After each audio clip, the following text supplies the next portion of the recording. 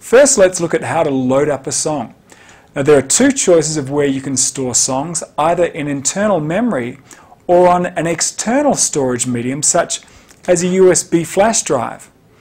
You could even use a USB floppy disk drive if you have lots of songs on floppy, but I really recommend copying them over to a more modern and quick medium. To connect an external storage medium, you can either use the USB host port on the front right key cheek or the USB host port on the back panel.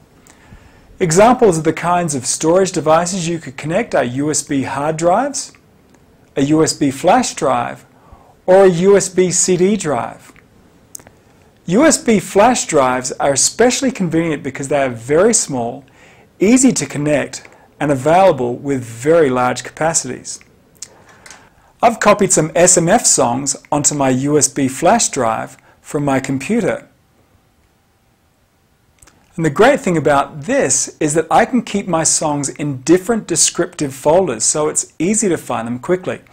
You could have folders for different types of songs or grouped by specific artists or composers, or if you're a gigging musician, you could have them arranged in sets or medleys.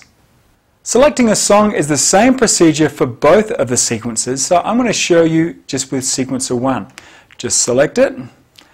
I'm going to go ahead and choose the flash drive instead of the internal memory. Now, the list of directories I created on my computer will appear here. Of course, if you don't put songs in directory, just a list of songs will appear here. But I think you'll agree it's much easier to organize your music this way in directories. Simply open up a directory you want and pick a song. Now, at this point, you could press the Play All button, which will play the first 128 songs in that directory. Now, this is great if you're a professional musician and you want the PA 800 to play some background music while you take a break. For now, I'm just going to go ahead and select this song. Now just press the play button and the song will start.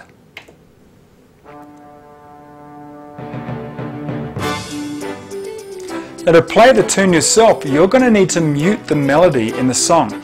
The track used for melody in a MIDI file can vary, but in general with commercial MIDI files it's track 4. Just select track 4 and touch the volume slider so we can mute it and the melody is muted. Now you can use the track select buttons to return to the real-time tracks and choose the sound that you want to play the melody with. I've gone ahead and muted all of these real-time tracks, so I'm left with the very first one here, which is upper 1. Let's go ahead and select, say, a trumpet sound.